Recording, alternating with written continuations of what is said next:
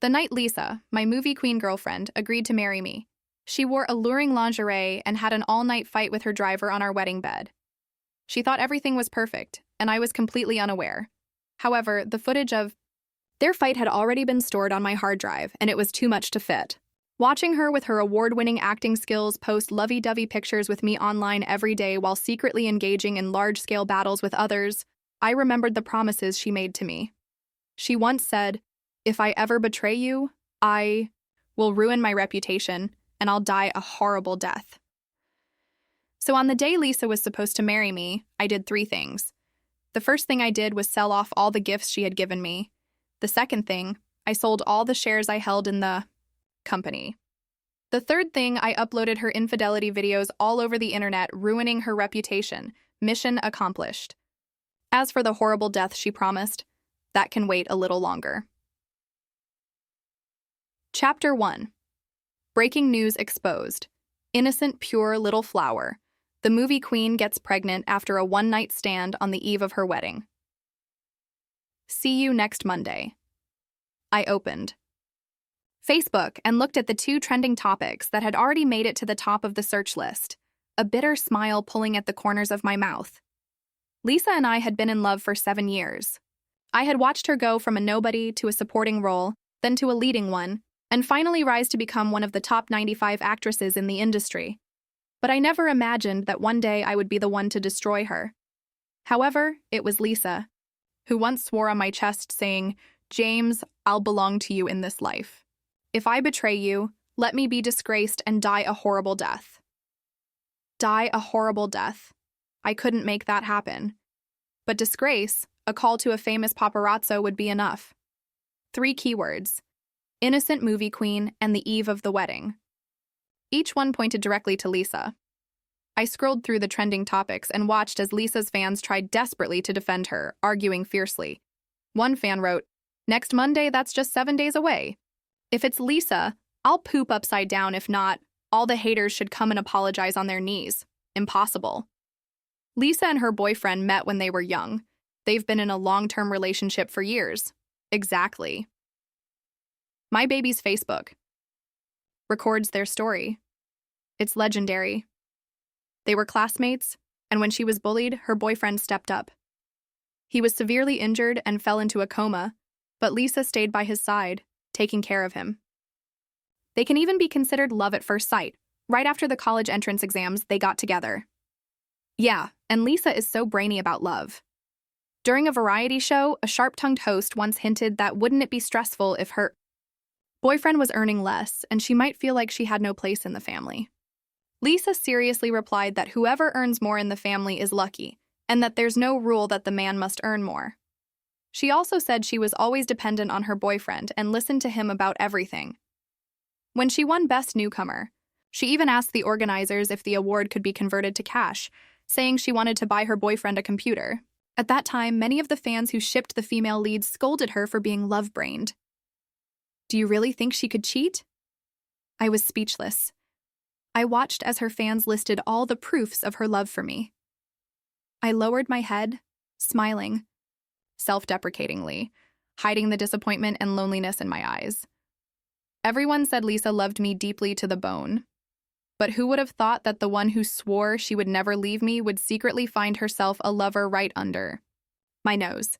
Every night when I slept, she'd sneak off into the nanny van to get cozy with the driver. I watched frame by frame those sensual scenes, hearing the obscene moans. My heart was torn wide open, bleeding profusely. The love story that everyone thought was perfect and flawless was in fact horribly ugly. I had lost my parents at a young age and went to school hungry every other day, so I never paid class fees or joined class activities, becoming more and more reclusive and indifferent. I was the oddball everyone talked about. But it was Lisa who took the initiative to sit next to me one day, arrogantly asking if I would teach her math. In exchange, she promised to bring me lunch every day. She was like a ray of light illuminating my dark world. So anyone who dared to bully her, James would not let them off easy. But now she pulled me out of the mud only to push me into the abyss. I shook off the memories, opened another app, and without hesitation bought myself a plane ticket for 7 days from now. For the past 8 years, I had been revolving around Lisa. From now on, I would courageously pursue my own dreams. Just as I finished booking the ticket, my phone rang. "Mr. Wang, your custom wedding suit has arrived. Please come and try it on." I responded flatly. As I looked up, Lisa was walking toward me. Tonight was the grand award ceremony where Lisa would receive a major accolade. I didn't want to go, but Lisa insisted that I attend, saying that I couldn't miss any important moment of her life. During the award speech, she once again made a heartfelt confession. This time I wasn't moved at all. I just felt a sense of irony. I felt nauseous and left midway. Lisa said, "James, I couldn't get through to you. I was so worried. Why didn't you call to let me know you'd come?" Lisa grabbed my hand and examined me from head to toe, confirming I was fine before letting out a long sigh of relief. I looked at her, sweat beading on her forehead, the worry in her eyes so real. I couldn't understand how someone who loved me so much could betray me like this. She said, "James, you must tell me when you're leaving next time. You can't just disappear without a word. If something happens to you, what will I do?" I straightened my suit and smiled at her. "Did you see the trending topics? The main character in the gossip? It wouldn't happen to be you, would it?" "What trending topic?" Lisa pulled out her phone and glanced at it. A shadow flashed across her eyes, but it quickly faded as she became gentle again. She pouted and threw herself into my arms, saying, "You really think too much. How could it be me? Don't you know how much I love you?" Her tone was so sincere that it almost clouded my judgment. I looked at her and said, "Yeah, do you remember the vow you made? If you betray me..." Before I could finish, Lisa quickly completed the sentence for me, saying, "I will ruin my reputation and die a horrible death." Chapter 2. Lisa's expression was calm, as though the person who had been sneaking around with the driver every night wasn't her. I knew. Lisa would never believe it unless she saw concrete proof. But it didn't matter. I had already arranged everything. 7 days from now, the same fans who were desperately defending her online would turn on her, biting back fiercely. Those who betray true love deserve to be pricked with 1,000 needles. At that moment, I had no interest in testing her acting skills any further. I said quietly, "My custom suit is ready. I'll go try it on." She replied, "Okay." As we walked, Lisa excitedly planned our future together, completely oblivious to the coldness in my expression. She said, "James, I've canceled all my bookings this month. Let's go on a road trip to the beach. How about it?" She gripped my hand with both of hers, as though she were afraid I would slip away. I nonchalantly pulled my hand from hers and smiled. "You seem to be really into road trips lately. Didn't you say you used to get carsick easily? Who made it so you don't get carsick anymore?" I thought, probably that young handsome driver. Lisa, thinking she had concealed everything well, assumed I was joking. She coquettishly replied, "Yeah, my boyfriend is my cure for motion sickness. As long as you're with me, I can ride in any car without feeling sick." The car stopped, and the attendant was already waiting at the door. When the attendant saw us, her eyes brightened. She said, "You must be Mr. Wang and Miss Richard, right? Such a perfect couple." This wedding dress is a one-of-a-kind design created especially for Miss Richard by her. She led us into the fitting room to try on the clothes. Along the way, I glanced up and saw Lisa completely absorbed in her phone, her eyes barely concealing the desire within. The attendant called out to her several times before her gaze finally shifted from her phone to me. She said, "James, you look so handsome. No wonder you're my husband." Saying this, she threw herself into my arms, stood on tiptoe, and kissed my chin. The tenderness in her eyes made me pause. Then she quickly said, "James, I've got an urgent matter. I'll send the driver to pick you up later." Without another word, she hurriedly left, never even trying on her wedding dress. She was off to meet her little lover. I withdrew my gaze coldly, undressing from the suit. As I was leaving, the attendant chased after me and asked, "Mr. Wang, are you not satisfied with the wedding dress? We can make adjustments based on your feedback." I replied, "No need. The dress clearly didn't fit well." I wonder what was going through Lisa's mind when she gave the measurements to the attendant. Clothes can be altered, but people who don't fit, they just have to be discarded. I took off the confining tuxedo and put on a comfortable, loose sweatshirt. A sense of relief washed over me. I didn't wait for Lisa to come looking for me. I went straight home. Just as I reached the villa gate, my phone in my pocket vibrated, repeatedly. I opened it to find dozens of explicit pictures and a few videos. I brightened and zoomed in, my eyes fixated on the woman in the video. She was wearing the amulet belt I had personally obtained for her, swinging wildly with the movements of the person on top of her. Nathan's message popped up. Lisa, thanks you in front of billions, so what? With just a snap of my fingers, she'll obediently come to me. James, Lisa's body is already filled with my things. Do you still want her? I shakily shoved the phone back into my pocket and opened the door. Lisa was in the walk-in closet, wearing a lace slip dress, exuding sexiness. She asked, James, why are you back so soon? I was planning to change and then go have hot pot with you. She hurried over, her big innocent eyes fluttering at me. I smelled the sickly sweet, fishy scent on her and my stomach churned. I couldn't help but bend over and vomit all over the floor. James, what's wrong with you? Are you feeling sick? Let me take you to the hospital. She quickly pulled out her phone, saying, Nathan, come upstairs, we're going to the hospital. Soon, hurried footsteps could be heard coming from the stairs. Nathan's voice echoed, What's wrong, Lisa? Sister? Are you feeling unwell? His tone was full of concern, completely uncharacteristic of a driver. I clenched my fists unconsciously, and the vivid, lewd images flashed through my mind. Chapter 3. For a moment, Lisa was stunned. She coughed a couple of times, trying to cover up the awkwardness, and then said, It's not me. James is just having stomach issues. And from now on, don't call me sister. Call me Miss Richard. Nathan, however, showed no fear. He casually responded, Okay, Miss Richard, I won't call you sister anymore. The two of them were flirting right in front of me, their gazes almost sticky. I bent over again and vomited violently, finally throwing up nothing but bile. On the way to the hospital, I stared out the window in silence while Lisa nestled in my arms.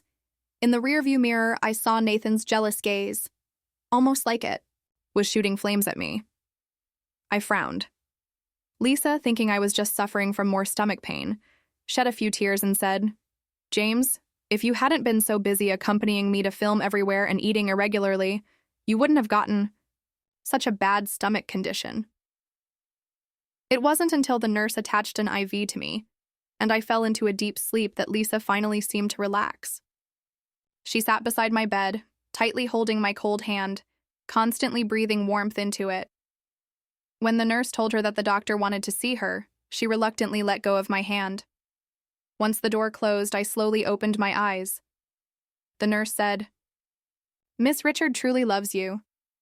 Her words were full of admiration as she continued, When I gave you the IV, she cried as if she were the one being pricked. I didn't respond. And the nurse continued, She even confessed her love for you in front of so many people. Mr. Wang, you must cherish Miss Richard. Listening to these words, I felt nothing but numbness. Lisa really was a master at acting, just like she had been for the past 8 years. The doctor said, Your husband has severe gastric ulcers and esophageal reflux. Irregular meals or cold weather could cause vomiting and stomach cramps. If not treated promptly, it could develop into stomach cancer. When Lisa heard the words stomach cancer, her brow furrowed deeply. She immediately said, Use the best medicine for him. With that, she hurried back to the hospital room with a look of deep concern. When the door opened, I had no time to hide my disgust. She asked, James, how did your stomach condition get so serious? The doctor said. I looked up and met Lisa's concerned gaze, filled with worry and urgency. I could not believe that. This was all fake. I couldn't convince myself that she was pretending, but if it were true, then why would she cheat on me right under my nose? Lisa noticed something was off with my mood and thought I was scared. She quickly wiped her tears and forced a smile. She said, It's okay, James. I've asked the doctor to use the best medicine. We'll get you better. You still need to take me around the world. I once longed to travel the world with Lisa, to see the sunrise in Anaya, the sunset in California, the waterfalls in Zambia, and the blue tears on Niama Island. But now I didn't think she deserved it. Those beautiful sights should not be tainted. I said, Lisa, the investors sent an invitation. Let's go watch Wang Richards' love story on screen. This movie was an adaptation of a love story based on Us, written by true fans. The rights had already been bought by a film company and adapted into a movie. The soundtrack was even written and performed by me. Lisa, who had been preoccupied with Nathan, had forgotten all about this. She quickly made a call to her assistant. Cancel all my appointments for the next 2 days. I have other arrangements. After hanging up, she held me tight again. She said, James, I'll stay by your side always. You must promise me you'll take good care of yourself and tell me if anything makes you unhappy. I had no desire to discern the sincerity behind her words. Lisa, they're like me, without parents, but unlike me, they're not fortunate enough to meet a good wife like you. Lisa didn't catch the sarcasm in my voice. Instead, she felt a wave of guilt flood her heart. She had made up her mind to dismiss Nathan after our wedding, dedicating the rest of her life solely to loving me. She said, James, then let's host a charity gala. We'll invite famous directors and actors and encourage them to make donations. My response wasn't as enthusiastic as Lisa had hoped. I spoke with indifference. If you're happy, then it's fine. The charity gala was set for the following evening, and Lisa stayed busy organizing everything, claiming she wouldn't be home that night. Nathan, of course, was there as her driver and would be with her at all times. I didn't question it, as Nathan always sent me detailed updates about their itinerary. Sure enough, they went to the park, by the grass, beside the lotus pond, and on the hillside. He said, Lisa told me that after marrying you, she would stay loyal to you. So these past few days, she's been letting me have her over and over again. She's practically drained me dry. James, do you think she can stay faithful to just you? After tasting all the delicacies, how could she settle for plain porridge? I numbly scrolled through the messages, my temples throbbing with pain. But the deadliest blow came next. A voice message played. Nathan, I'm pregnant with your child. You must keep this a secret, don't tell anyone. Once the child is born, I'll have him call you Godfather. At least that way he can recognize his roots. Lisa's voice pierced my heart. She was pregnant. No wonder her diet had become lighter recently. There were also photos of Nathan accompanying Lisa to her prenatal checkups, gently supporting her and placing his hand on her belly, looking every bit the loving couple. Just days ago, a reporter had snapped photos of Lisa entering and exiting the obstetrics and gynecology clinic, sparking a frenzy on Facebook. Almost ruined by the scandal, Lisa, the leading lady from Monday's press conference, had to hold a special press event. She dragged me along, still suffering from a stomachache. In front of the cameras, we held hands tightly and announced our wedding by the end of the month. She said, I've always wanted to have a child with James, but I had some health issues after filming action scenes and soaking in cold water for too long. Recently, I've been visiting the doctor to improve my health so I can have a baby soon. At the time, I actually believed her. The press went wild with the story, portraying Lisa's willingness to give up her career to have a child for love. To this day, that story still circulates in the trending news. I numbly turned off my phone. At least there were only 4 days left. The charity gala went on as planned. I appeared at the event in a well-tailored suit, looking no less impressive than any actor. In fact, some directors even handed me their business cards, inviting me to star in their films. I smiled politely, shaking my head and refusing. But Lisa noticed my unusually calm demeanor. It was like a stagnant pool of water. Her anxiety returned in waves, and she walked over to grab my hand, only for me to pull away. I said, There are so many people waiting. Let's start the donation ceremony first. Lisa's outstretched hand was left empty, and she clapped her hands, signaling that the donation ceremony was about to begin. Amid the applause, Lisa invited everyone to attend our wedding. She said, In just half a month, James and I will get married, and I sincerely invite everyone to witness our moment of happiness. After the ceremony, Lisa had the driver take me home. She said, The banquet will probably take a little longer, so I need to socialize for a while. Honey, I know your stomach isn't well, so I had the maid make some congee for you. Make sure you drink it when you get home. I nodded and got into the car. But just 5 minutes into the ride, a message from Nathan arrived. He said, hey, there's a good show coming up. Chapter 7. I decisively instructed the driver to turn around. I left something in the banquet hall. Wait for me in the underground garage and don't tell Miss Richard. I returned to the banquet hall, but what greeted me was an entirely different scene. The deafening music, the clinking of glasses, and the crowd of people exchanging toasts. My eyes immediately found Lisa, curled up in Nathan's arms, and it seemed that the people there had long since grown accustomed to their intimacy. Just moments ago, a well-known director had wished me a lifetime of happiness, but now he was grinning slyly, teasing Lisa.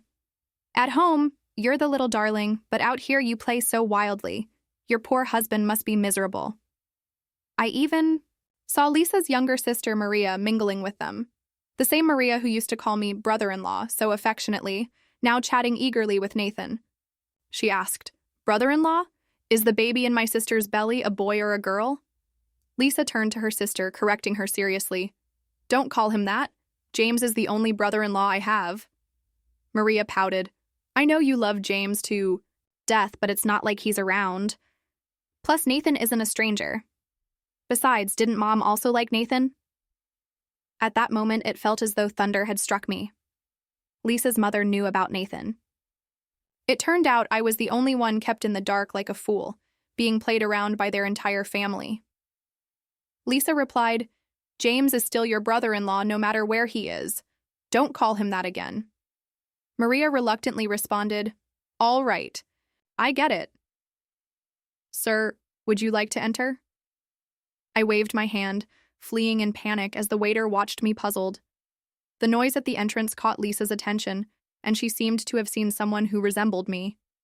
Suddenly, she jumped to her feet, pushed Nathan aside, and rushed toward the door. The corridor was empty. Had she been mistaken? She called over a waiter to ask if they had seen a man dressed appropriately. The waiter thought for a moment and then shook their head. They had seen a man, but his tie was loose, his hair disheveled, and his face pale, not exactly fitting the description of well-dressed. Still uneasy, Lisa called the driver. The driver replied, "Miss Richard, Mr. Wang has been in the car this whole time and he's about to reach home." Lisa returned to the banquet hall somewhat distracted. Although both the waiter and the driver had denied it, that figure looked so much like James. She couldn't bear to think of what might happen if James saw her with Nathan. "Lisa, what's wrong?" Nathan, like a lustful beast, leaned in toward her. Lisa had no interest in entangling herself with him. She needed to go home immediately to confirm that James hadn't returned, but Nathan's skilled hands were already wandering between her thighs, igniting a fire of desire within her. She tried to reassure herself that they would be married by the end of the month and everything would settle. But once desire was awakened, it was hard to control. She wrapped her arms around Nathan's neck, and he, understanding her intentions, scooped her up in his arms. Together, they walked into the adjacent private room under the knowing gaze of the crowd. The car pulled into the garage and stopped, smoothly. I took out my phone, and Nathan's request for a video call popped up. I shooed the driver away and began recording the screen. I heard a voice. "Nathan, go easy on me."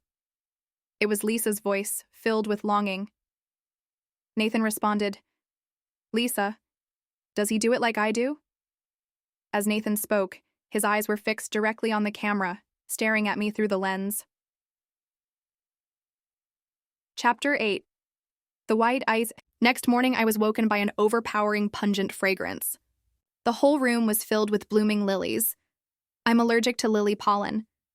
I tried to scream for help, but my throat was blocked and no sound came out. Nathan stood amidst the lilies, looking at me with malicious intent.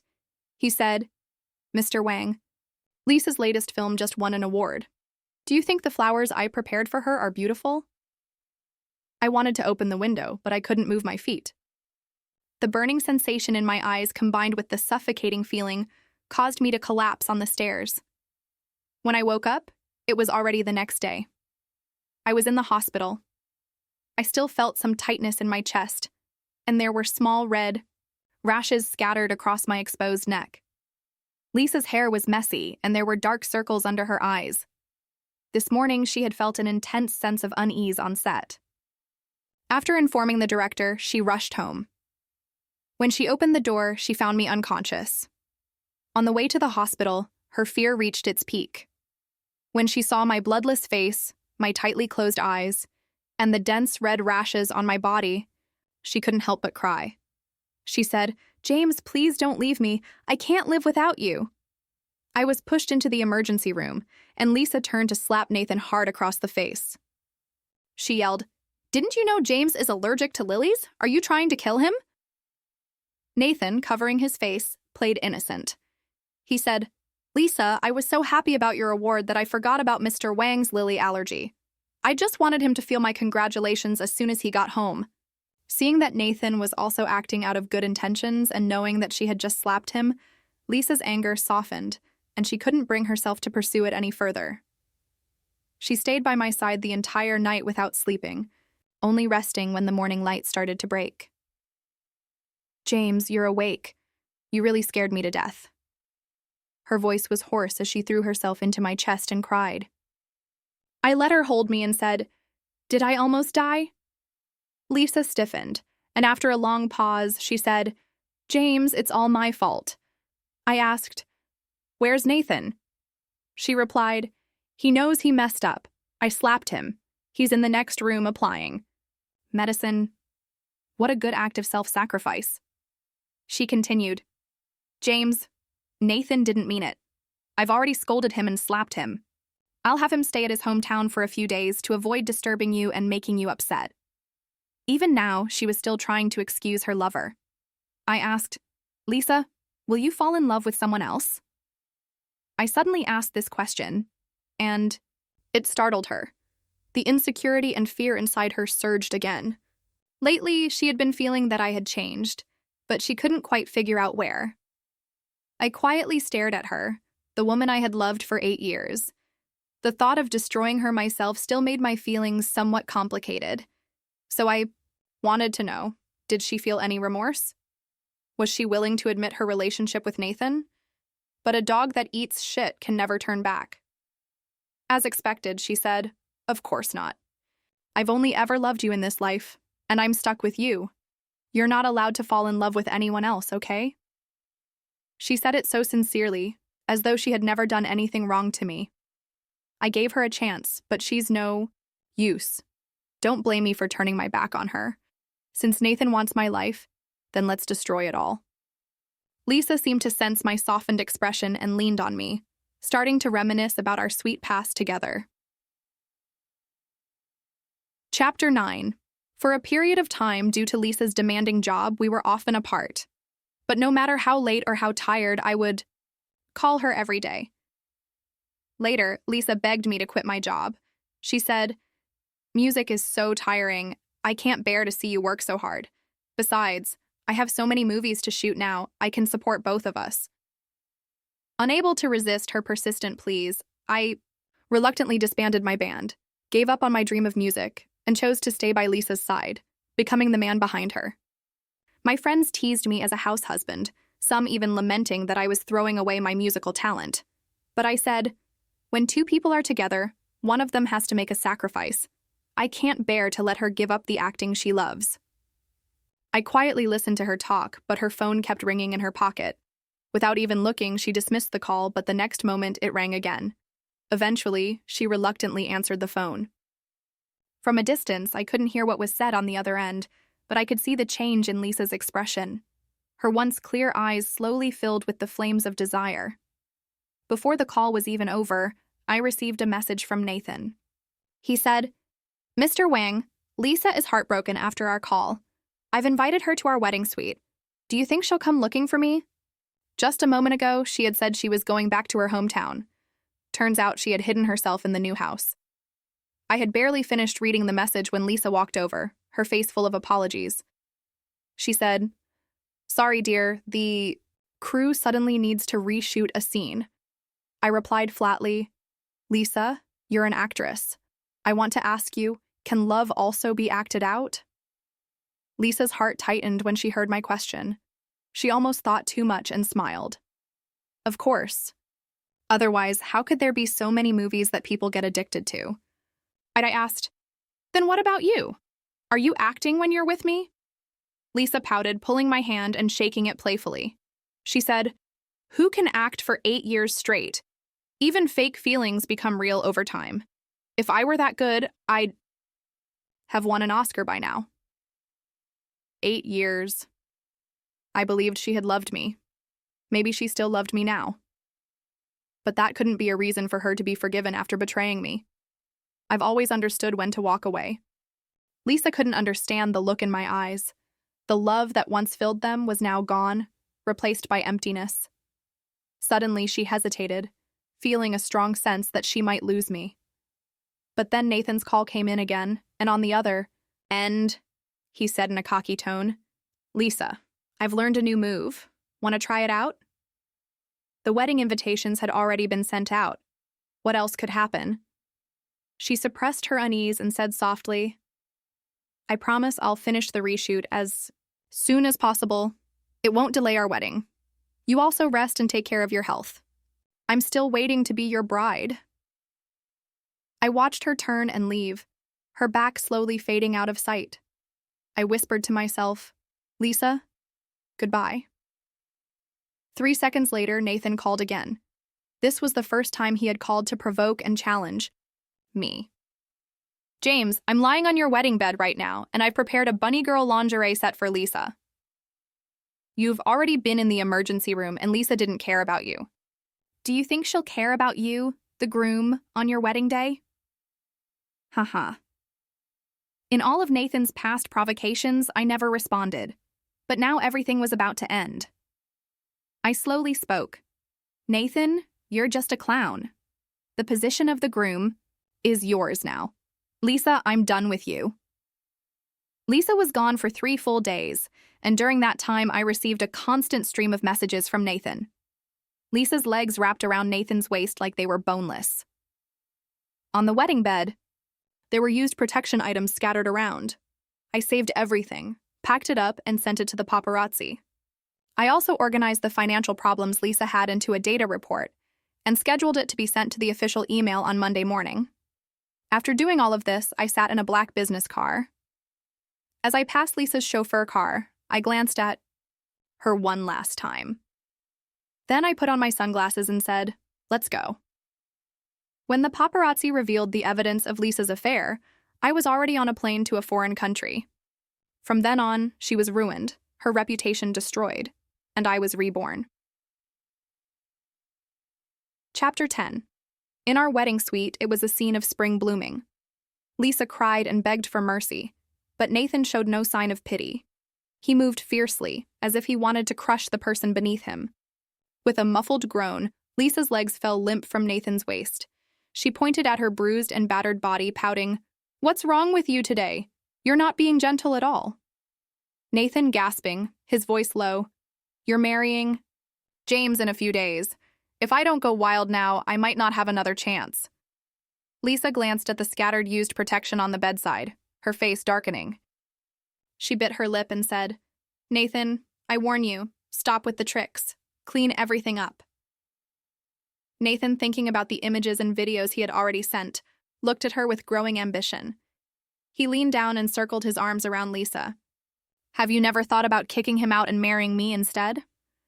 Lisa's expression immediately turned cold as she pushed him away and warned, Impossible. I love James. You're nothing compared to him. Stop dreaming. Nathan didn't get angry. So what if she loved James? James already knew that they had been secretly involved for months. Would he still love her? Lisa said, As long as you don't make trouble. I'll give you a large sum of money after I marry James. It'll be enough for you to get married and have children. Nathan's kiss trailed from her lips down her neck. The next morning, Lisa finally crawled out from under Nathan's grasp. During a break from filming, Lisa took out her phone and switched it to silent mode. To her surprise, aside from a few work-related texts, there were no messages from James. She felt uneasy and took the initiative to send him a message. James, I miss you so much. But as expected, all her messages were left unanswered. She stared. At the full signal bar, a sense of unease creeping over her. The phone rang for a long time, and when she finally heard my voice, her anxious heart finally calmed. She asked, "James, why didn't you reply to my messages?" At that moment, I had just landed in Austria. She asked again, "James, where are you? Why haven't you replied?" I replied, "I just went for a run. What's wrong?" Lisa's voice softened. "The reshoot is almost done. After that, how about we go on a trip together?" I answered with a simple, Next Monday is your birthday? I've got a gift ready for you." Lisa asked eagerly, "What did you get me for my birthday, James?" I said, "Of course, the gift will only mean something when you open it yourself. Go ahead and get back to work. I'll be waiting for you at home." Lisa continued to speak sweetly for a while, but I grew disgusted listening to her. If it weren't for the fact that my immigration paperwork still needed 2 more days to complete, I wouldn't have even bothered picking up the phone. I patiently gave a few perfunctory answers, and her anxious heart finally settled. She was certain that I would never leave her, no matter what unforgivable mistakes she made. As soon as I hung up, Nathan called with a video message. Behind him were a full set of whipping tools. Lisa's face flushed as she bit her lip and said, "Master, wait for me." At this point, she had completely forgotten her role as an actress, leaving the set without a word and rushing straight into her lover's arms. It was Lisa's birthday weekend. She said she wanted to spend it with me, but halfway there, Nathan claimed he had appendicitis. Lisa turned back to take him to the hospital, where he was examined and found to have no major issues for the time being. Lisa patiently comforted him. The doctor said it's chronic appendicitis. A few injections and it'll be fine. If you need anything, just let me know. Nathan wouldn't let go of her, holding on tightly. "Lisa, you're about to get married. Can't you let me spend your last birthday with you?" Lisa's eyes flickered with desire, but she remembered James waiting for her at home. So she replied, "It's just one birthday. I'll spend it with James and come find you after. Wait for me." After saying that, she shook off Nathan's hand and walked out. Nathan wasn't willing to let her go. He jumped off the bed and blocked her path. He said, "Lisa, I bought a nurse's outfit. Can you wear it for me?" As he spoke, his fingers slid down. Lisa made a light sound, and in the next moment, Nathan picked her up. He said, "Nurse, come and check my body." A moment later, the sounds of Lisa's gasps and Nathan's muffled groans echoed through the room. A patient in the next room, who was a fan of Lisa, pushed open the door to the ward and was shocked by the scene in front of her. She quickly backed out, her face turning red. She was certain it was Lisa, but the man she was entwined with wasn't her fiancé. Confused, she secretly took out her phone and started recording. Nathan was certainly an excellent lover, and his skills in bed left Lisa thoroughly satisfied. After the long session, it was nearly dawn. Lisa reluctantly said goodbye to Nathan. On the way to the car, the night breeze flowing through the window made her head clearer. She began to regret not resisting Nathan's temptation. She had promised James she would be home to celebrate his birthday, but with just 15 minutes until midnight, her birthday would soon be over. Chapter 11. Lisa slammed her foot on the gas pedal and sped back to the villa, too rushed to even close the car door properly as she dashed inside. "James, I'm back. I'm sorry the shoot ran late." The entire villa was eerily silent, and apart from her hurried breathing, there was no sound. She turned on all the lights and looked around the house, a strong sense of unease sweeping over her. Standing at the staircase for a moment, Lisa forced her stiff legs to move and walked toward the second floor. As soon as she opened the bedroom door, she spotted a gift box on the bed. She hurriedly opened it only to find used protection and a hospital ultrasound report inside. Lisa's head spun, and the world went black for a moment. Usually composed, she now trembled uncontrollably. Shakily, she pulled out a note from under the box. It was written in my handwriting. "I've taken care of Nathan's descendants for you. No need to thank me. Goodbye." Her legs buckled, and Lisa collapsed onto the floor. After a long while, she finally managed to take out her phone and dial my number. her fingers trembling. The cold, mechanical voice on the other end cut through the silence of the night. The number you've dialed is unavailable. Please try again later. Boom, boom, boom. The clock downstairs chimed at exactly midnight, marking the end of her birthday. Mr. Wang, the paperwork has been completed. Here is your identification. Welcome to Austria. I gazed at the distant Alps. This truly was a place to start over. I smiled and thanked him. The boat had passed through 1,000 mountains. Lisa stumbled down the stairs, and just as the car engine roared to life, she hit the gas pedal again and sped out. Nathan had just fallen asleep when the door to his hospital room was suddenly kicked open. He frowned and opened his eyes, ready to yell at whoever dared to disturb his rest. But standing in the doorway was none other than Lisa, back again. He grinned and said, "Lisa, hungry again?" He knew Lisa couldn't bear to leave him alone at night, that she would rush back to him as soon as she was done with her birthday. The movie queen would eventually be his wife. He reached out to hug her, but she slapped him hard across the face. Nathan touched his burning cheek in disbelief and asked, "Lisa, have you lost your mind? Why did you hit me?" Lisa's eyes burned with fury as she pointed at him and asked, "Did you intentionally show those dirty things to James?" Nathan quickly denied, "I didn't do anything, Lisa. You have to believe me." Lisa snatched Nathan's phone and with shaking hands scrolled through his messages with James. With each scroll, her heart sank further. Images, videos, audios, and chat screenshots. Nathan's provocations and boasting over the past 2 months. Lisa threw the phone to the floor, screaming at him, "I warned you not to let James find out, yet you sent him this disgusting trash. Go to hell." As she shouted, she grabbed an IV pole and hurled it at Nathan. Nathan couldn't dodge in time, and the pole struck his back. He groaned in pain. "Lisa, how could you be so heartless? Do you want to kill me?" The doctor on duty, nurses, and patients from the other rooms all rushed in at the noise. At first, they weren't sure if the woman causing the ruckus was Lisa, the movie queen, but she shouted it herself. Soon, everyone in the building gathered to watch the spectacle. Lisa truly wanted to kill Nathan, even though she was carrying his child. The thought of the child made her pause. Every time she slept with Nathan, she made sure they took precautions. Yet here she was, pregnant. If Nathan wasn't involved, then who could have done this?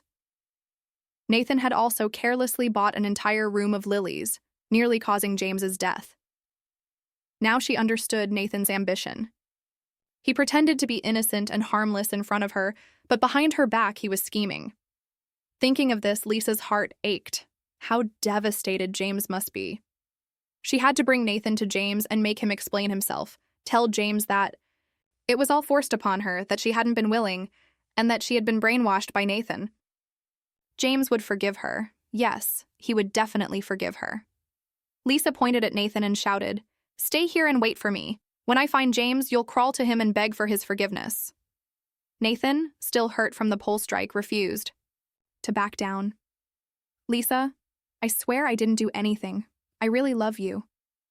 Nathan's passionate gaze met Lisa's cold, vengeful one, and he involuntarily shuddered. Lisa replied, "Nathan, I only love James. As for you, you're just a scumbag, a piece of trash. You think that by showing James that trash I'll marry you? Not a chance. I, Lisa, will never marry a man who climbs up on women." Outside the room, people whispered, gossip growing louder. Someone said, "No wonder she looks familiar, she's the movie queen." "Is that guy in the bed her lover?" Others said, "This movie queen has no self-respect." Makoto clenched his fists, pounding the bed, his teeth grinding in fury. He cursed, "James, I hope you die out there." Lisa turned on her heel and strode out of the room, determined to find James and explain everything to him. But would James ever forgive her? On her way out of the hospital, her phone suddenly began vibrating nonstop. It was her agent, Sarah. After listening to what Sarah had to say, Lisa asked, "What trending topic?" Chapter 12. Lisa was confused at first, but then she opened Facebook. The trending topic read, Evidence of movie queen Lisa's affair with male. Driver spying-like drama unfolds. The scandal about Lisa's affair and a 1 terabyte of explosive content was trending and climbing higher by the minute.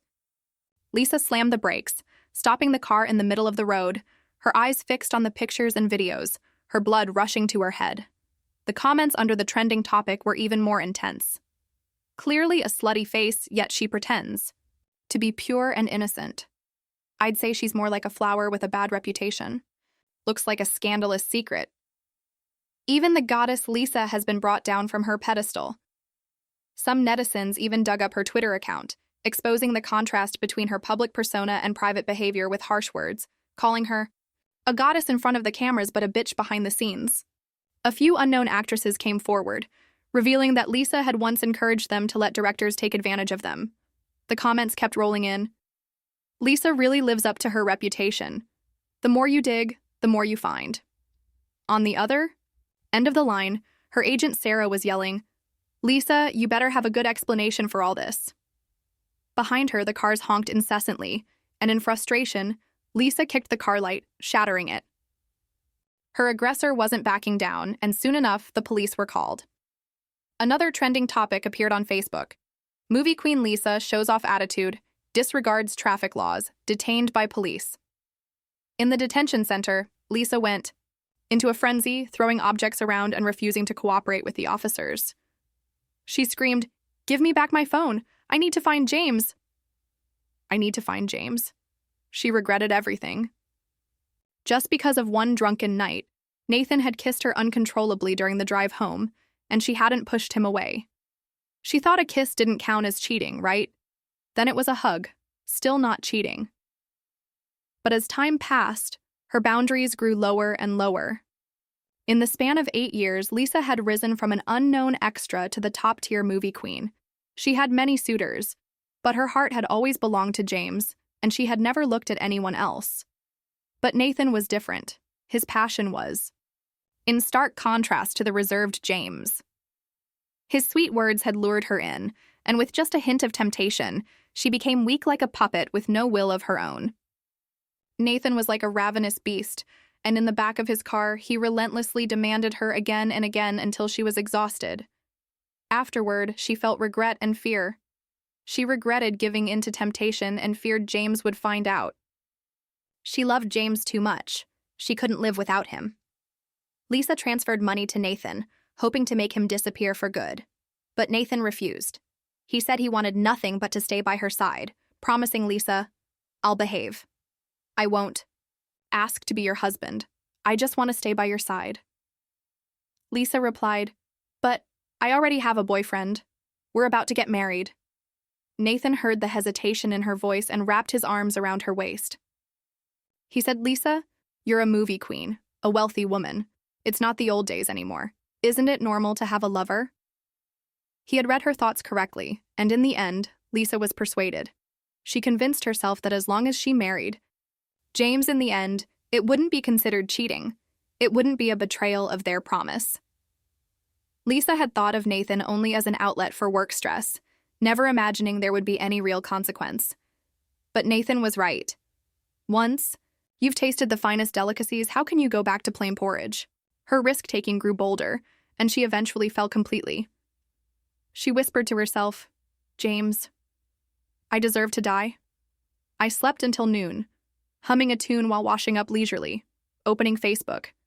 Seeing the rising trending topic, I felt a sense of satisfaction in getting back at Lisa, but also a lingering regret over the 8 years of love that hadn't had a perfect ending. However, the winds had shifted quickly. The fans who had once cheered for Lisa now turned on her, exposing even more of her black history. She had thrown tantrums on set, disappearing halfway through shoots. She had bullied up-and-coming actresses, deleting their scenes without permission. She had even stolen scenes, holding up the entire crew. And then I found a video uploaded by someone, Lisa slapping Nathan in the hospital. Just like that, the once glorious movie queen was now notorious. But none of this mattered to me anymore. I logged off Facebook, unsubscribed from all apps that had once been associated with my name, and erased all traces of my past, and began a new, clean slate. Chapter 13. When Lisa was escorted out of the traffic police station by her agent, it was already the following morning. She said, "Sarah, can you arrange a press conference for me? I want to apologize to James. I need to know where he is now." Almost overnight, Lisa had lost weight, looking thin and exhausted. Her agent shot her a frustrated look, shaking her head. "The most important thing right now is to clear up your relationship with that driver. As for James, I'm already trying to locate him for you." But Lisa started to protest. Her agent interrupted. "If you don't apologize and clear this up, even if we find James, is there still any chance for you too?" Her words hit Lisa like a lightning bolt. "Okay, arrange it quickly. I'll immediately clear up my relationship with Nathan. Then I can find James." Her agent comforted her for a moment. "Don't rush. Take it slow for a couple of days. People's attention spans are short. Once the heat dies down a bit, we can hold the press conference." Lisa nodded with her eyes closed, her mind fixed on finding James first. She was determined to kneel before James at the press conference and beg for his forgiveness. He would surely never let her career be ruined. Returning home, she looked around the empty mansion. A deep, complicated feeling surged within her. Before moving into this place, they had spent 3 years crammed into a tiny 50-square-meter apartment. At the time, Lisa's career had just started, and James had disbanded his band to fully support her. She had faced repeated setbacks in her acting career, even contemplating giving it all up and changing professions. But it was James who kept encouraging her. "Lisa, you're professionally trained and have the talent. I believe you'll succeed." That year, for James's birthday, Lisa had taken his hand and brought him to this mansion. She said, "James, this is our home from now on." They embraced tightly, dreaming of a bright future together. Hand in hand, they went furniture shopping, slowly turning the cold, empty house into a warm and welcoming home. But now the house was the same, and without James, it felt cold and lifeless. In the living room, their wedding photo still hung in the center. In the photo, James looked so happy, but in Lisa's eyes, there was a sense of guilt and hesitation. That was the time when she had been having an affair with Nathan. After taking their wedding photos, she had hurried to find him. Did James already notice something was wrong back then? Her heart ached, and as she lay on the bed, tears flowed as she was overwhelmed with longing for him. Suddenly, she noticed a used condom in the trash can next to her bed. After every encounter, Nathan would toss them into the trash in the master bedroom. It was both a provocation and a show-off. Nathan. Once she found James, she would tear Nathan apart in front of him. Lisa grabbed her phone and tried calling James several more times, but the same out-of-service message greeted her. Desperate, she started calling James's friends, humbling herself as she asked about his whereabouts. But his friends responded with cruel remarks. "Do you still have the nerve to look for James? Did you clean yourself up after what you've done?" I was happy for James, thinking he was giving up music for you, but it turns out he's been feeding his time to a dog. I had just finalized Susanna's discharge date with the attending doctor and booked the flight tickets. As I stepped out of the doctor's office, I saw Lisa standing barefoot at the door. As soon as she saw me, she rushed over and grabbed my hand tightly. She said, "James, I've given birth to the child. See, my belly is empty now. Will you forgive me?" Lisa's hair was a mess, and her face was pale from the heavy blood loss. I shook her off and said, "Lisa, when you were cheating, didn't you ever think about what kind of consequences you would face today?" Lisa clung to me relentlessly, saying, "James, it's retribution. The child had heart disease and is going to die." I replied, "You should go find the child's father, not me. I'm not a fool, and I'm definitely not your backup." Lisa collapsed. On the ground, crying at first, then suddenly laughing. She said, "Nathan actually said the child isn't his, that it's a bastard. Ha ha ha ha. I deserve it. I truly deserve it." But before she could say any more, Nathan suddenly rushed in, holding a knife and lunging at me. "It's all your fault that I'm in this mess." The attack came so suddenly that I didn't have time to react. Just as the knife was about to strike me, Lisa dashed in front of me, taking the blow. Chapter 14. I had once planned our honeymoon with Lisa, and Vienna, Austria, was to be our first stop. Now Lisa had completely faded from my life. and the music dream I once thought was out of reach was finally within my grasp. I had successfully passed the preliminary auditions for the vocal and opera performance program at the Vienna Music and Drama Academy. Every day I rode my bicycle back and forth between school and my apartment, seizing every moment to study German and learn about theater, fully immersing myself in preparing for the final exams. By early October, Vienna had embraced autumn, and the whole city had transformed into a scene from a movie. In the evening, I sat at a cafe by the street, enjoying the view outside the window. I pulled out my phone and sent video requests to a few friends back home. The response came immediately. "James, finally you remember me. How's everything going? Are you all right?" I flipped the camera around, showing them the church and the foreign streets. My friends immediately started congratulating me. "I knew you weren't that fragile, James. If you want to do something, there's nothing you can't achieve." I didn't have many friends growing up, but every single one of them had been a companion for decades. When the scandal about Lisa's affair broke on Facebook, my friends were terrified, worried I would do something reckless. Now, as they saw the smile on my face and the light in my eyes through the camera, they knew I had won in this battle. I strolled down Vienna's streets, chatting animatedly with my friends. Apart from asking how I was adapting to life abroad, most of the conversation revolved around Lisa and Nathan. As the heat around Lisa's affair started to cool down, the company arranged a press conference for her. The venue was packed with reporters, all eager to grab the top headlines. Lisa looked pale, with messy hair and ill-fitting clothes. As soon as she sat down, reporters bombarded her with questions. "Lisa, you've cultivated an image of a pure and innocent girl, but privately you were involved with your driver. What do you want to say to your husband and all your fans? You've portrayed characters full of deep affection and loyalty in your films. Did you feel guilty while filming these roles? You've been in a long-term relationship with James for 8 years and we're about to get married. Don't you think it's a shame?" In the past, reporters had always treated Lisa with great respect, interviewing her politely. But now their questions were sharp and relentless. Lisa's face went even paler as she tried to avoid the flashing cameras. Her agent stepped in, grabbing the microphone. "There's no truth to the rumors about Lisa and Nathan. We strongly suspect that Nathan has used AI technology to fabricate these videos and images in order to manipulate the situation. We will take legal action to protect our artist's rights." At her agent's hint, Lisa finally spoke up. She said, "Nathan and I only had a professional relationship. As for the accusations that we were close, that's just the paparazzi's words. I'm about to marry my fiancé, James. I don't want this to affect our wedding."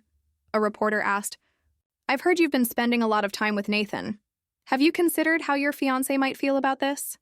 Lisa's heart sank, and after a long pause, she answered, "I just felt sorry for him.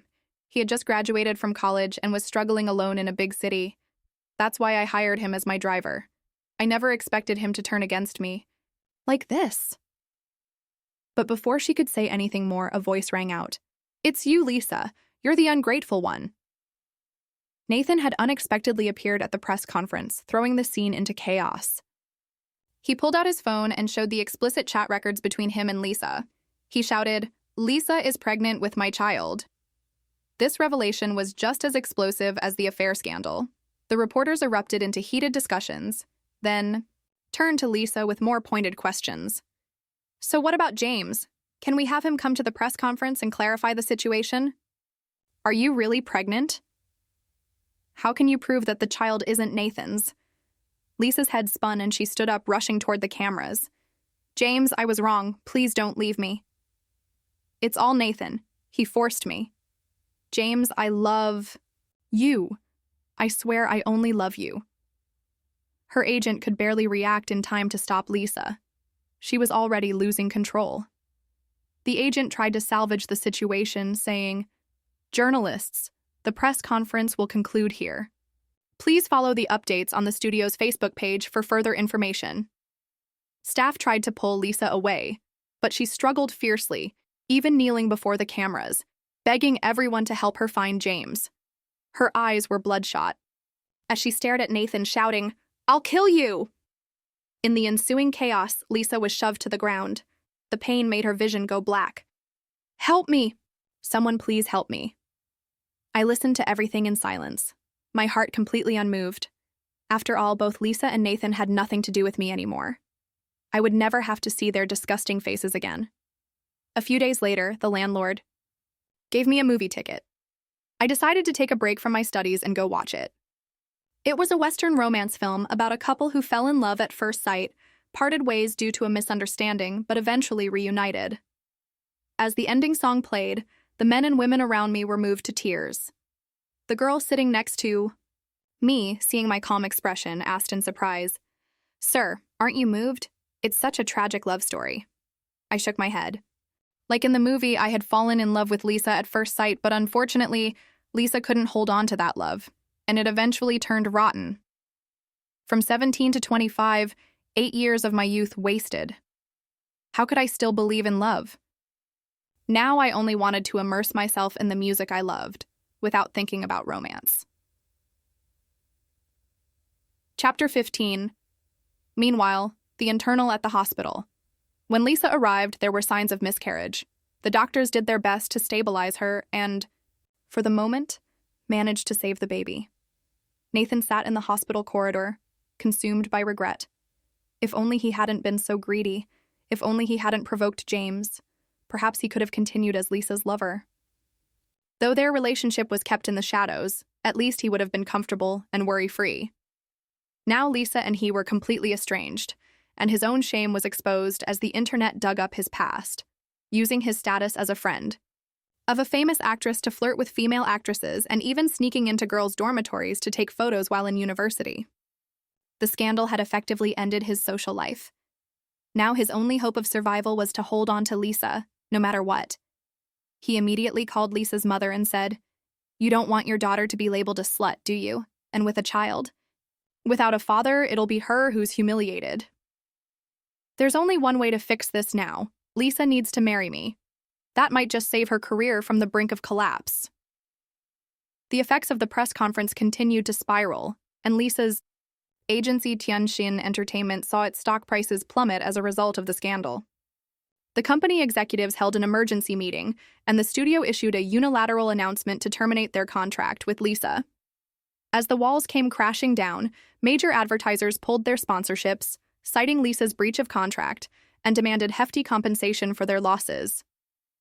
A nationwide backlash against Lisa erupted, with calls for her to be ousted from the entertainment industry. All the TV platforms scrambled to take down her films, TV shows, and variety programs. As a result, many stars and artists were also caught in the crossfire, taking to Facebook to condemn Lisa. One by one, they accused her of being the rotten apple that ruined everything. The once celebrated movie queen had become a pariah, a target for public scorn. Faced with the enormous compensation demands, Lisa was forced to sell off her properties, but it was barely enough to cover a fraction of the debts. Every day, her phone rang incessantly, calls to curse her out or demand repayment. Every unknown number that came through made her heart race as she answered in a trembling voice, "George, is it you?" And each time the response came, "It's your father." But she couldn't change her number, nor could she turn off her phone. She was terrified of missing a call from James, unable to sleep or rest. She was slowly falling apart. She moved. From the luxurious villa in the affluent district to a run-down small apartment in the suburbs, sharing the space with her mother and sister in a cramped 50-square-meter home. Her mother, afraid of Lisa being embarrassed for giving birth without a father for the child, had also brought Nathan into their home. Nathan, taking advantage of Lisa's pregnancy with his child, treated Richard's mother and Maria with utter disdain. He said, "I'm telling you both, if you serve me well, I'll consider marrying Lisa. Otherwise, she can just wait for her career to be destroyed."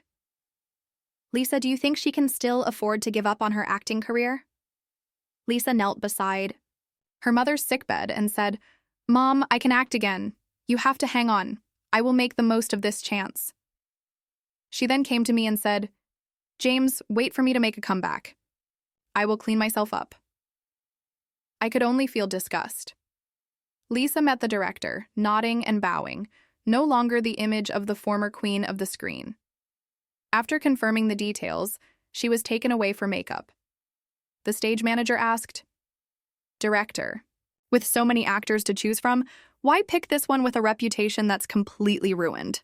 The director smiled maliciously and said, "It was because the investor specifically requested Lisa for this role because it was..."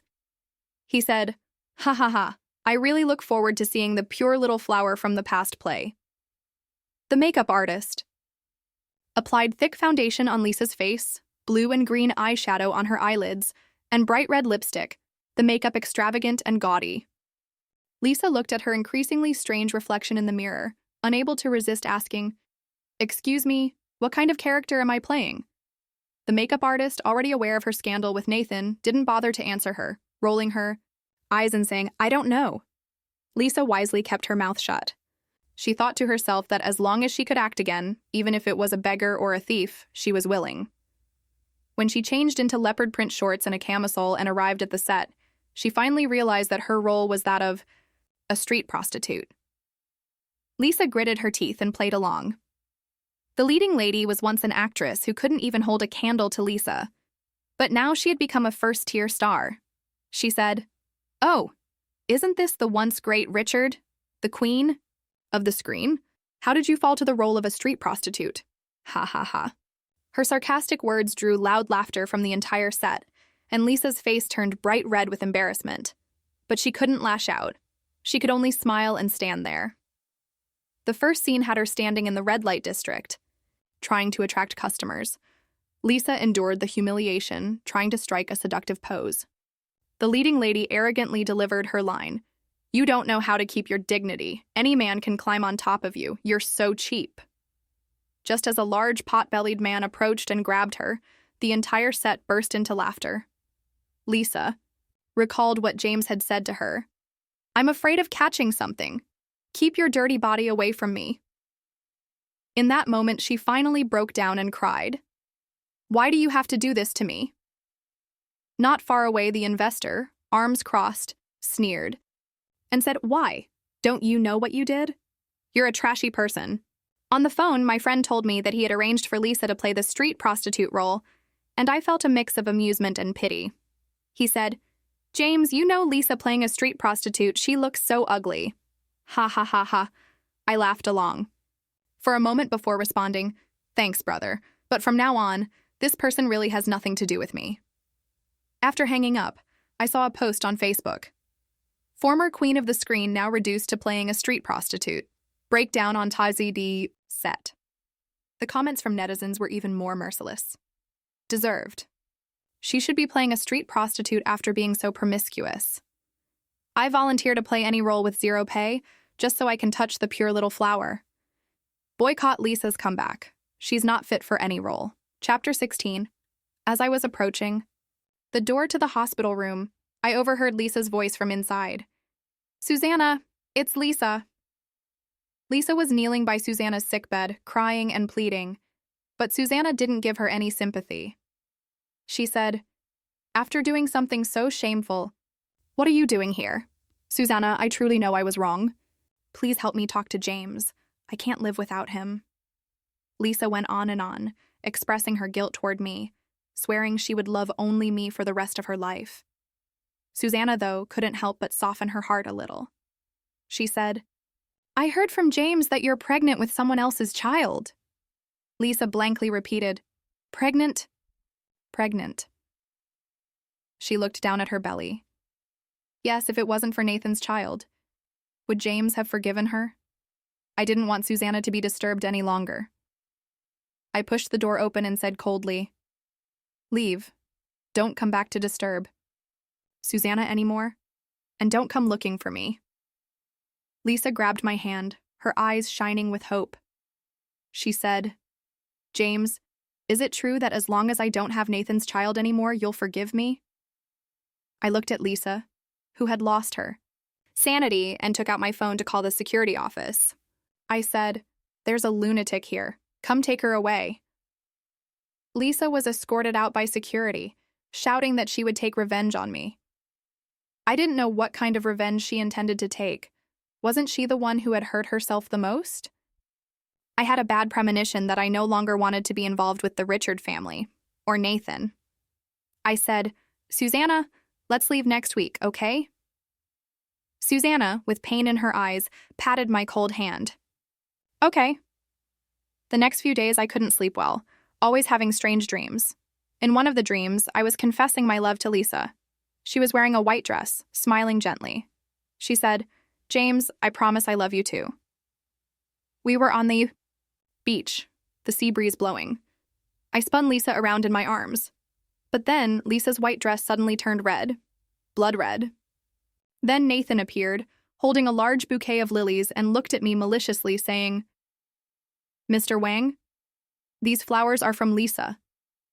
Do you like them?" I ran desperately, screaming, "Who will save me?" Not far away, Lisa looked at me coldly and said, "James, Nathan is the father of the child in my belly." Ha ha.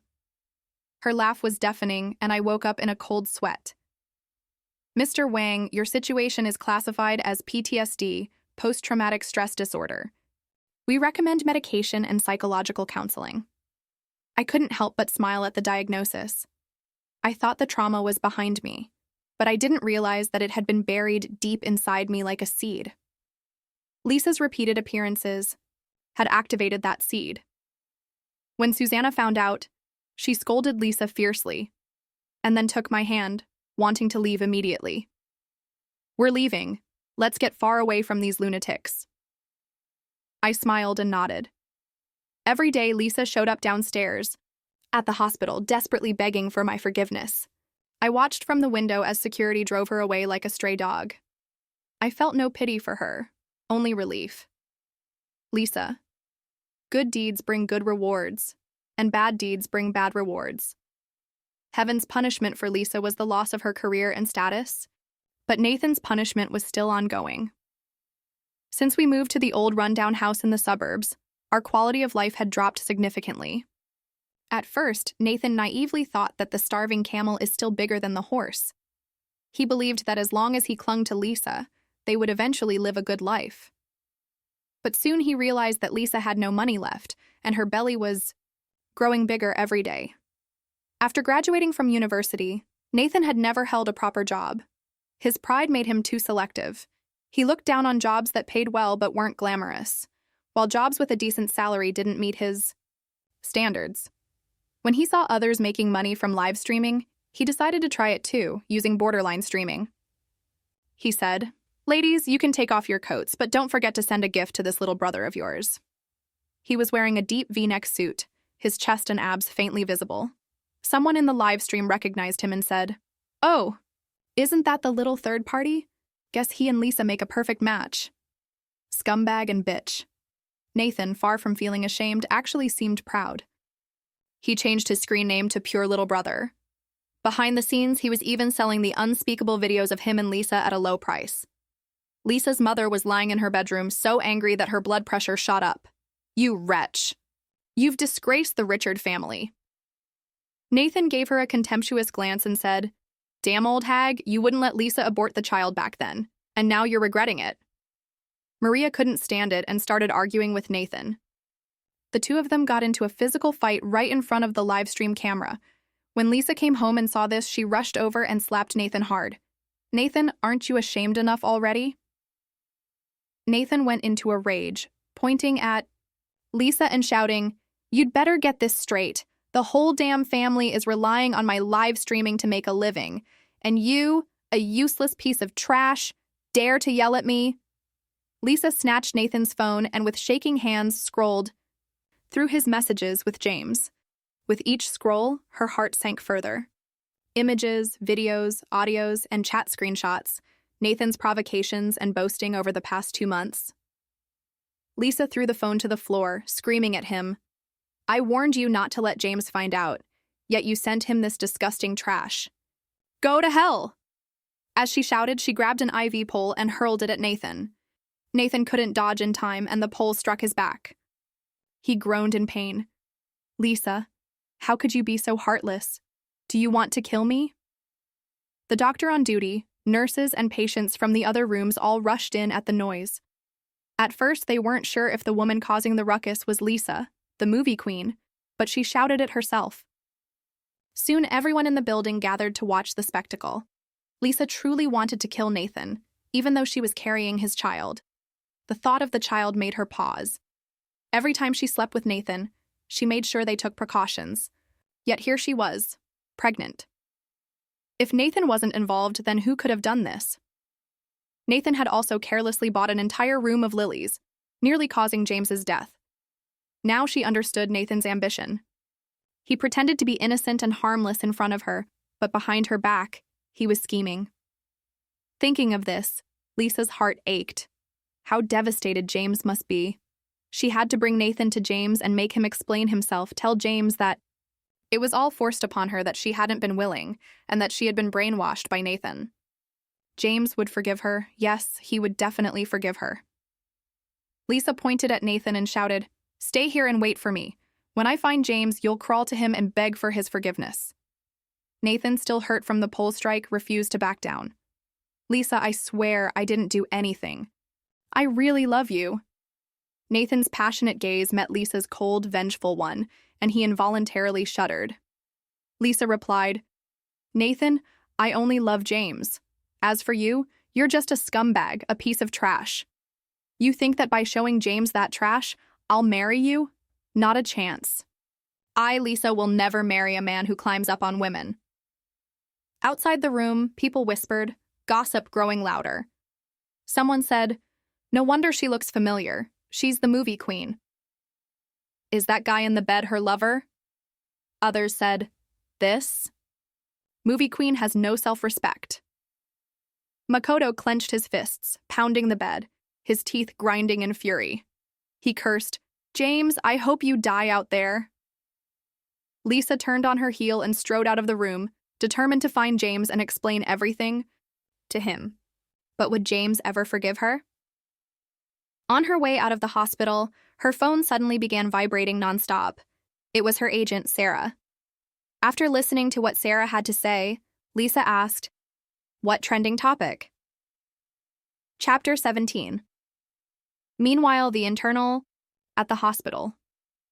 When Lisa arrived, there were signs of miscarriage. The doctors did their best to stabilize her, and for the moment, managed to save the baby. Nathan sat in the hospital corridor, consumed by regret. If only he hadn't been so greedy, if only he hadn't provoked James, perhaps he could have continued as Lisa's lover.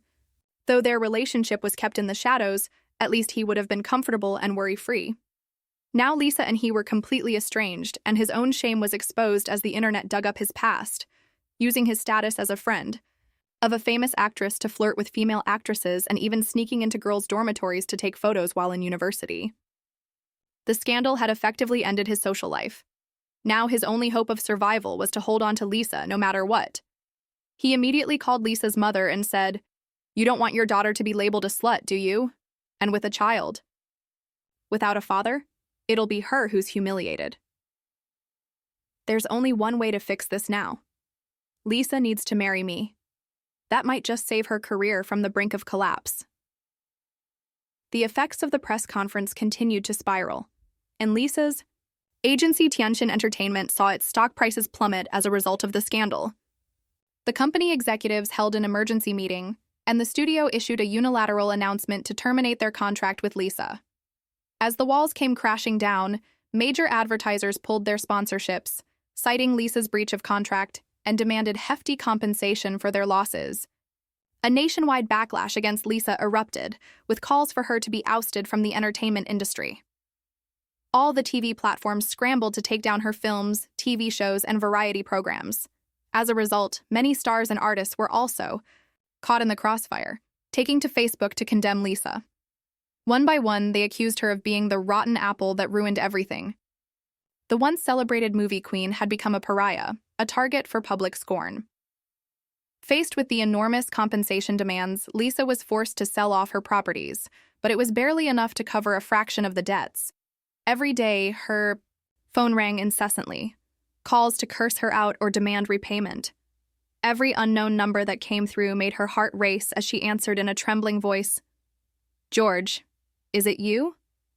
And each time the response came, "It's your father." But she couldn't change her number, nor could she turn off her phone. She was terrified of missing a call from James, unable to sleep or rest.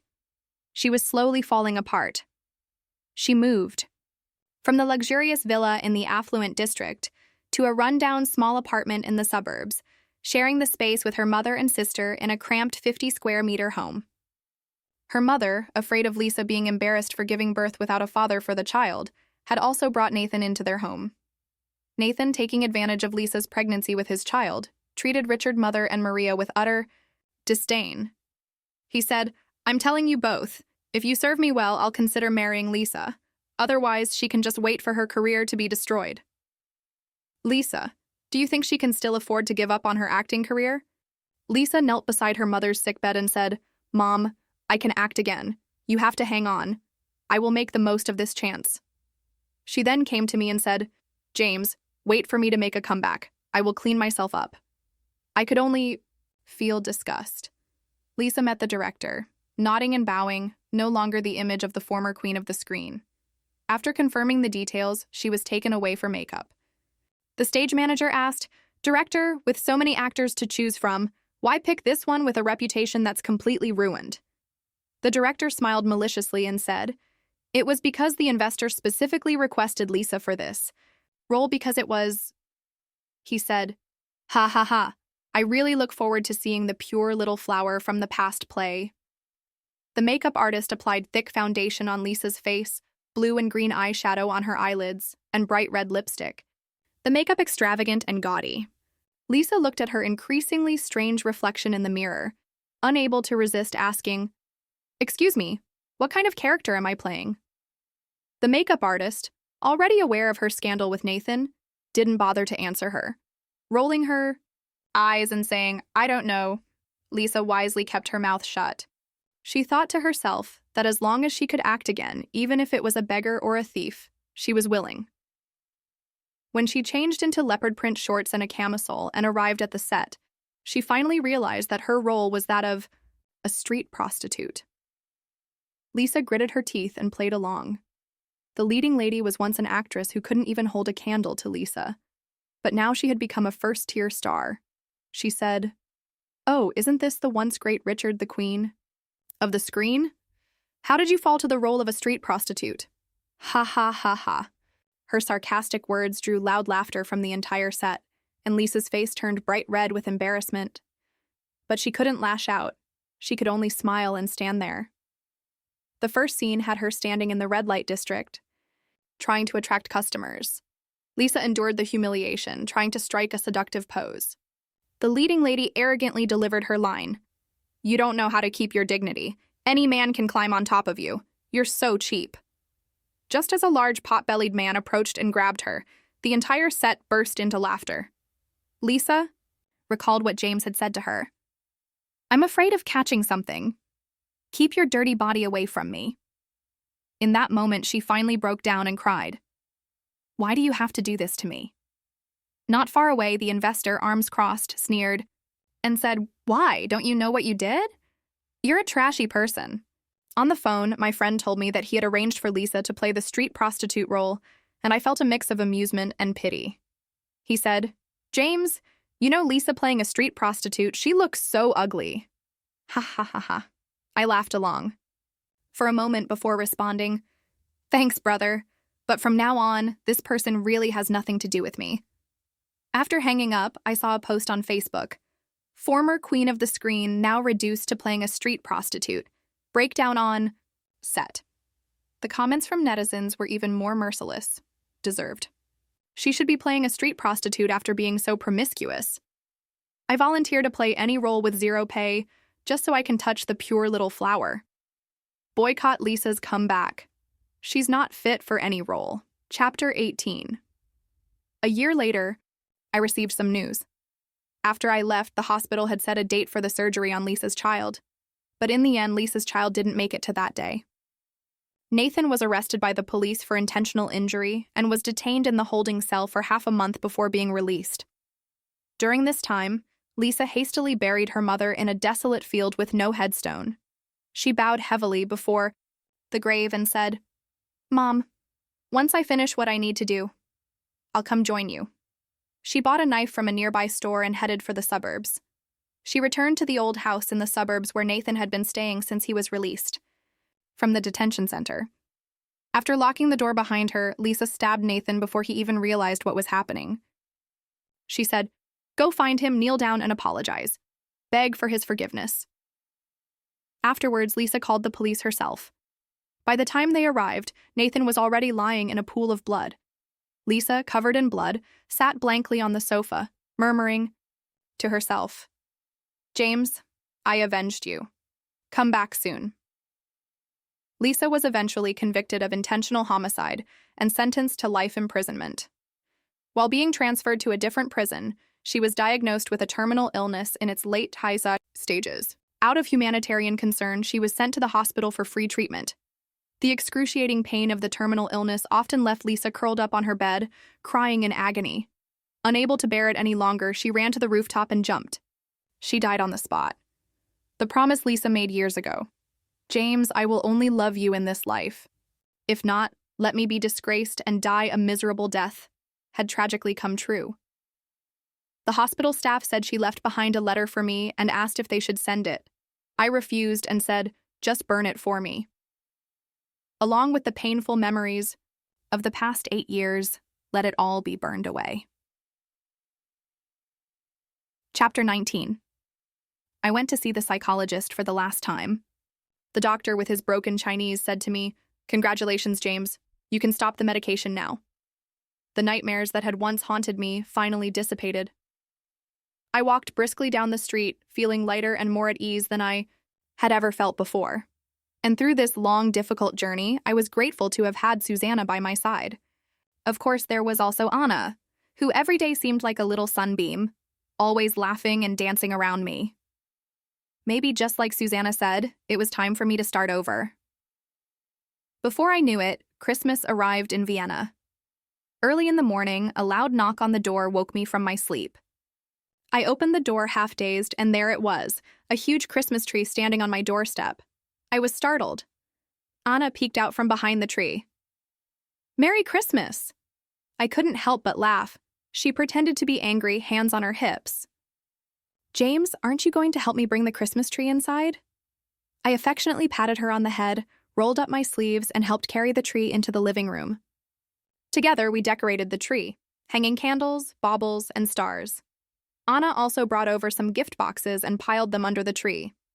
I picked up one of the hefty gift boxes and asked her, "Are there really gifts inside?" She mysteriously snatched it back and placed it under the tree, saying, "We'll open them together tomorrow." While Anna was on a ladder hanging Christmas hats, I couldn't resist my curiosity and secretly opened one of the boxes. Inside was a newly composed piece of music.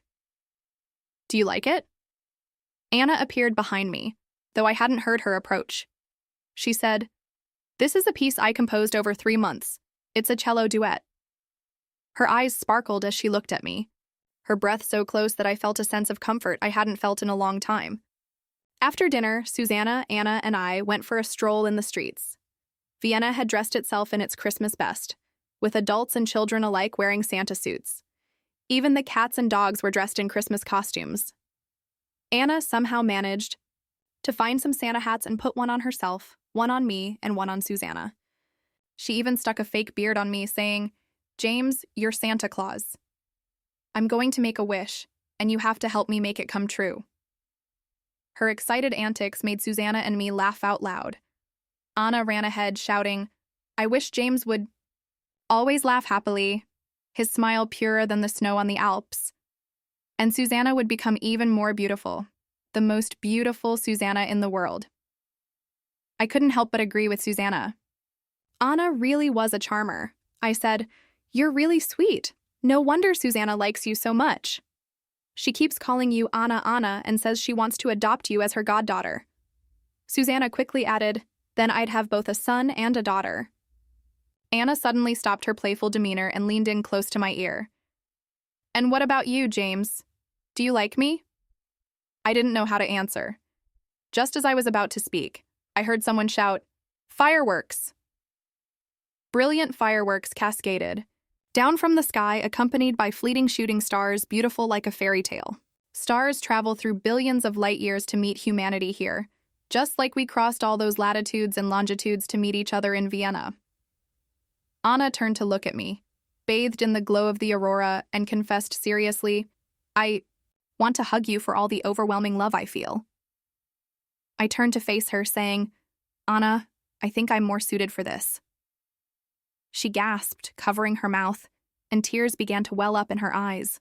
I asked, "Anna, would you like to play a piece?" "With me?"